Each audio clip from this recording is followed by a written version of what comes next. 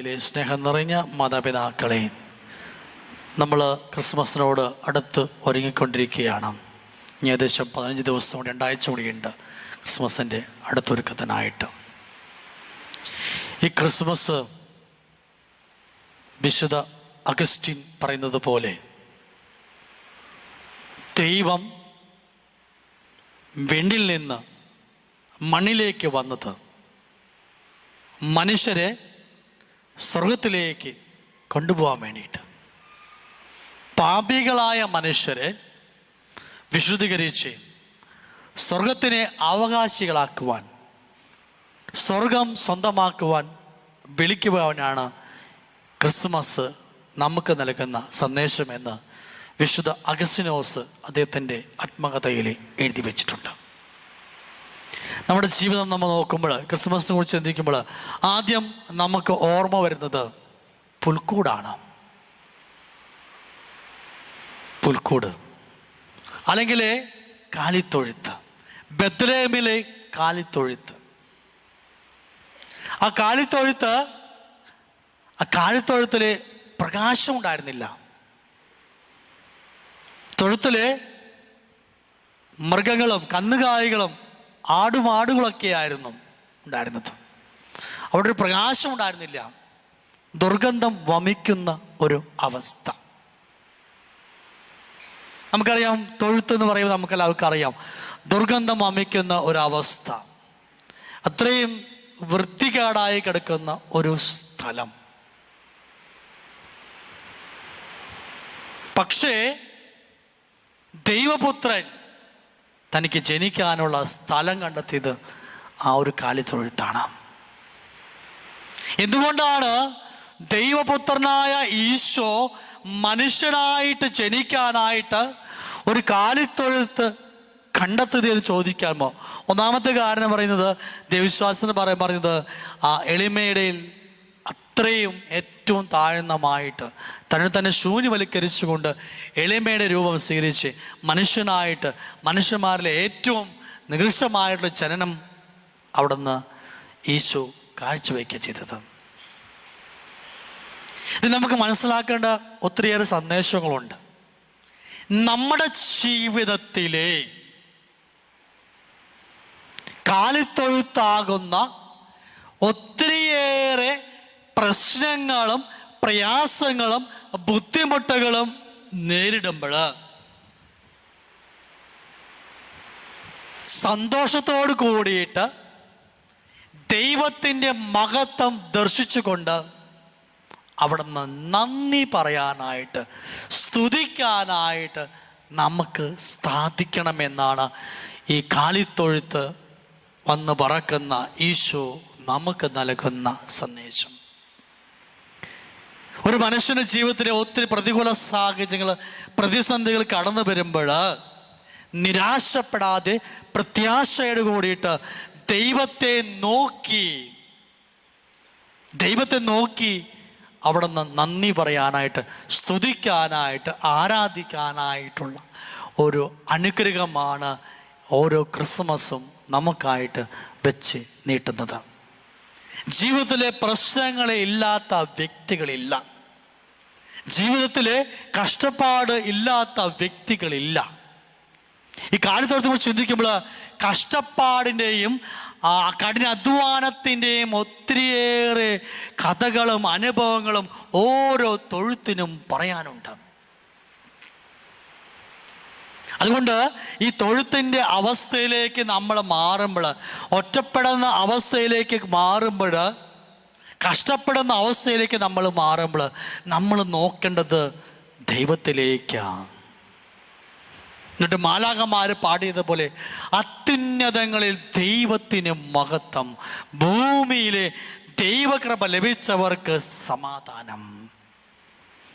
പ്രതിസന്ധി ഘട്ടങ്ങൾ, പ്രതികൂല സാഹചര്യം വരുമ്പോൾ നിരാശപ്പെട്ട് അങ്ങോട്ടും ഇങ്ങോട്ടും ഓടിയിട്ട് ഒരു കാര്യമില്ല. ഈ യേശുവിൻ്റെ ജനനം തന്നെ എത്രയോ വർഷങ്ങൾ ഇസ്രായേൽ ജനം കാത്തിരുന്ന് പ്രാർത്ഥിച്ച് ആ സമയത്തിൻ്റെ പൂർത്തീകരണത്തിലാണ് രക്ഷകൻ ബത്ലഹേമിലെ കാലിത്തൊഴുത്തിലെ വന്ന് പിറന്നത്. അതിനു മുമ്പ് എത്രയോ തലമുറകൾ, എത്രയോ പൂർവ്വപിതാക്കന്മാര്, ഈ യാക്കോബിന്റെ തലമുറകൾ ഒത്തിരിയേറെ കടന്നുപോയി.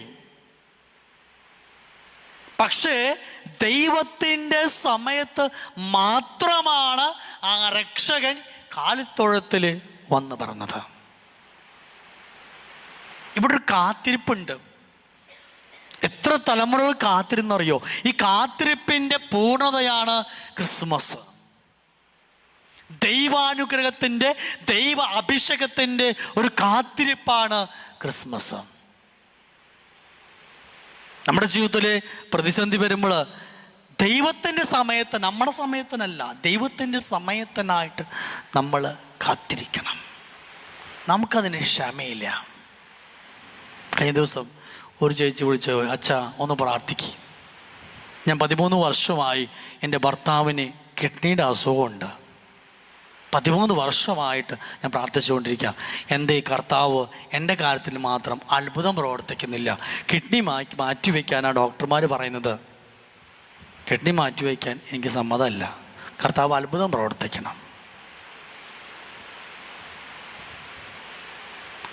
അത്ഭുതങ്ങൾ പ്രവർത്തിക്കണമെങ്കിൽ കർത്താവിൻ്റെ സമയമുണ്ട്. ആ സമയത്തിന് വേണ്ടി നമ്മൾ കാത്തിരിക്കണം. ഡോക്ടറെ കാണിക്കുക തന്നെ വേണം. ഓപ്പറേഷൻ നടത്തന്നെ വേണം.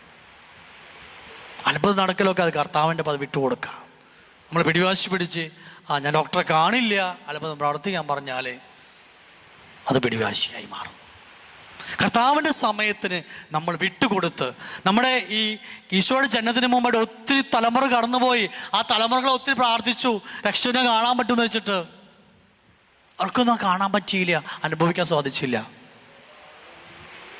നിരാശപ്പെടല്ല വേണ്ട, പ്രത്യാശയോട് കൂടിയിട്ട് ഒരു കാത്തിരിപ്പിൻ്റെ സുവിശേഷമാണ് ക്രിസ്മസ്. നമ്മുടെ ജീവിതത്തിലെ പ്രതികൂല സാഹചര്യങ്ങൾ ഒക്കെ കടന്നു വരുമ്പോൾ, രോഗം വരുമ്പോൾ, അസ്വസ്ഥതകൾ കടന്നു വരുമ്പോൾ, ഈ അസ്വസ്ഥതകളൊക്കെ അനുഗ്രഹമാക്കി മാറ്റുവാനായിട്ട്, ദൈവമഹത്വത്തിനായിട്ട് നമ്മൾ കർത്താവിലേക്ക് നോക്കണം. ആ കാലിത്തൊഴുത്തിൽ ഒരു അന്ധകാരമായിരുന്നു. അതും ഈശോ കാലിത്തൊഴുത്ത് തിരഞ്ഞെടുക്കാൻ കാരണം ആ ബത്ലഹേമിലെ കാലിത്തൊഴുത്തിലെ അന്ധകാരമായിരുന്നു. നമ്മുടെ ജീവിതത്തിലെ അന്ധകാരം നിറഞ്ഞ ആ അവസ്ഥയിലെ പ്രകാശത്തിൻ്റെ ഉദയം ഈശോ ജനിച്ചു. ഈശോ ജനിച്ചു കഴിഞ്ഞപ്പോൾ ആ പ്രദേശത്തിന് മാറ്റം വന്നു.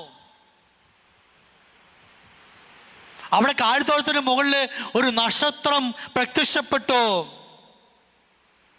ആൾക്കാരെ ഒഴുകി വരാൻ തുടങ്ങി. ആട്ടിടന്മാരെ സ്തുതിക്കാനും ആരാധിക്കാനും കടന്നു വന്നു. പൂജ രാജാക്കന്മാരെ അവിടുന്ന് കാഴ്ചകൾ അർപ്പിക്കാനായിട്ട് അവിടേക്ക് കടന്നു വന്നു. കാലിത്തൊഴുത്തിൻ്റെ അവസ്ഥ മൊത്തം മാറി. കാലിത്തൊഴുത്തിൻ്റെ അവസ്ഥ മാറി. ചാണകം, ദുർഗന്ധം, ഒക്കത്തിന് ദുർഗന്ധമുള്ള ആ സ്ഥലം വിശുദ്ധമായ സ്ഥലമായിട്ട്, ഈശോയുടെ ജനനത്തിന് ശേഷം ആ സ്ഥലം വിശുദ്ധ സ്ഥലമായിട്ട് മാറി. കഴിഞ്ഞ ആഴ്ച അഭിമന്യ തിരുമേനി പറഞ്ഞതുപോലെ ഓരോ ദിവസവും ക്രിസ്മസ് ആണ്. ഓരോ ദിവസവും ക്രിസ്മസാണ് നമുക്ക്. കാരണം ഈശോ വന്ന് പിറക്കുന്നതാണ് ക്രിസ്മസ് എങ്കിൽ എല്ലാ ദിവസവും പരിശുദ്ധ കുർബാനയിലെ അപ്പത്തിന്റെ രൂപത്തില് ഈശോ വന്ന് പിറക്കുന്നുണ്ട്. ഓരോ പരിശുദ്ധ കുർബാനയിലും ആ ഈശോ നമ്മുടെ ഹൃദയങ്ങളിലേക്ക് ഇറങ്ങി വരുമ്പോൾ അതൊരു ക്രിസ്മസ് അനുഭവമാണ്.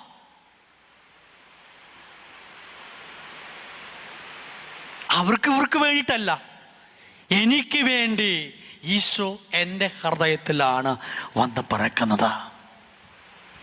അതൊരു ക്രിസ്മസ് അനുഭവമാണ്, ഒരു അനുഭവമാണ്.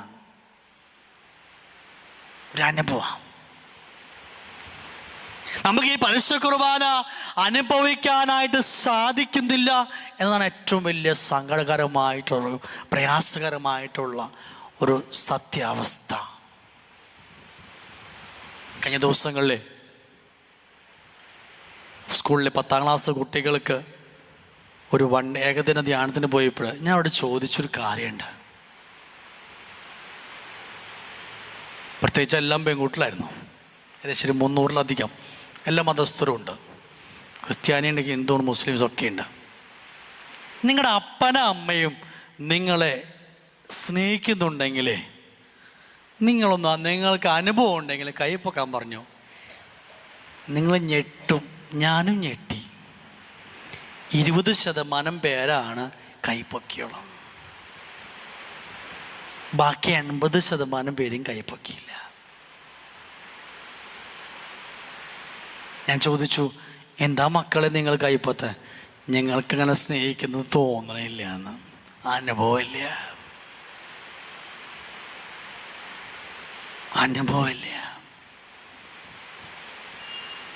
ഞാനും പലരുടെയും ഫാമിലിനെ അറിയുന്നതാണ്. എൻ്റെ കണ്ണെന്ന് പറഞ്ഞ കാരണം അപ്പനമ്മമാരെത്രയോ കഷ്ടപ്പാട് കഴിച്ചിട്ടാണെന്നറിയോ സ്കൂളിലേക്ക് പറഞ്ഞയക്കുന്നത്.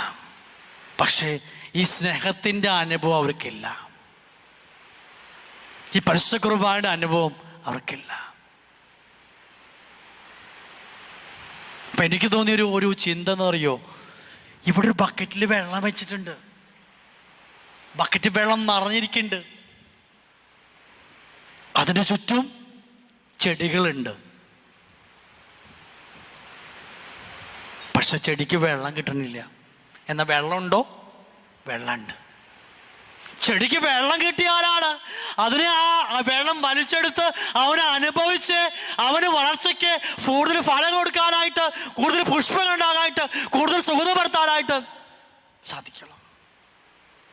ഇന്ന് വെള്ളമുണ്ടോ? വെള്ളമുണ്ട്. ഈ വെള്ളം കവിഞ്ഞൊഴുകണം. ഈ കവിഞ്ഞൊഴുകുമ്പോഴാണ് അത് അനുഭവിച്ച് അവിടെ നിന്ന് ഫലം പുറപ്പെടുവിക്കാൻ സാധിക്കുള്ളൂ. ഇന്ന് പല കുടുംബങ്ങളും ഇതുപോലെയാ. വെള്ളമുണ്ട്, ചെടിയൊക്കെ നിൽക്കുന്നുണ്ട്, പക്ഷെ ഈ വെള്ളം ഒഴുകുന്നില്ല. അവിടെ ബക്കറ്റിലിരിക്കുക, കവിഞ്ഞൊഴുകണം. അതാണ് ക്രിസ്മസ്. അതാണ് ക്രിസ്മസ്. സ്നേഹത്തിൻ്റെ അനുഭവം കവിഞ്ഞൊഴുകലാണ്. കാരണം പിതാവായ ദൈവത്തിന് തൻ്റെ ഏകജാതൻ അയക്കാനായിട്ട് അത്രമാത്രം ഈ ലോകത്തെ സ്നേഹിച്ചു. ഈ അന്ധകാരമുള്ള ലോകത്തെ സ്നേഹിച്ചത് കൊണ്ടാണ് പിതാവായ ദൈവം അത്രമാത്രം സ്നേഹിക്കുന്ന തൻ്റെ പുത്രനെ ഇത്രയും കഷ്ടപ്പാട് കഴിക്കാനായിട്ട് ഈ ഭൂമിയിലേക്ക് അയച്ചത്. ആ പുത്രൻ്റെ, ദൈവപുത്രൻ്റെ ജനനമാണ് ക്രിസ്മസ്. സ്നേഹത്തിൻ്റെ പിതാവായ ദൈവത്തിൻ്റെ സ്നേഹത്തിൻ്റെ ഒഴുകലാണ് ക്രിസ്മസ്. പിതാവായ ദൈവത്തിൻ്റെ ആ സ്നേഹം ഒഴുക്കലാണ് ക്രിസ്മസ്. നമുക്ക് അനുഭവിക്കാനായിട്ട് സാധിക്കണം.